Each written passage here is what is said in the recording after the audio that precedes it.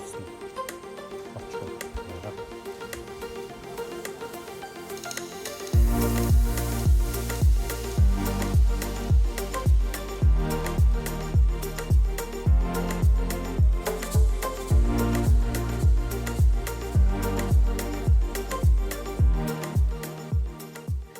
People often ask, why have you lived in Mongolia 7 years on the edge of the Gobi Desert? Is it because you like playing hockey as a kid? Is it because you have free time on your hands? Or is it because your own daughters like to play hockey? And whether I knew it or not at the time, it became evident over the years that us as hockey coaches aren't just there to fill a role. We become teachers, we become group leaders, and we come across to the student athlete as their most influential person in their life. And this creates a platform of power that we can either shrink away from, or we as Christians are called to be a light to the world, to glorify God, to worship Him, and be an example to the community around us. And this gives us the ability to change the world, to change society, to change our hockey club. When we demonstrate the love for our neighbor as ourselves, it becomes a place and a platform for us all to grow in.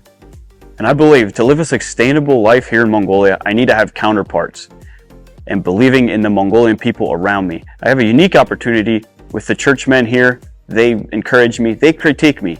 And I believe in the philosophy, if you give a man a fish, you'll feed him for a day. But if you teach a man to fish, you'll feed him for a lifetime. So we are like iron sharpening iron. We're teaching each other, we are giving power and creating leaders.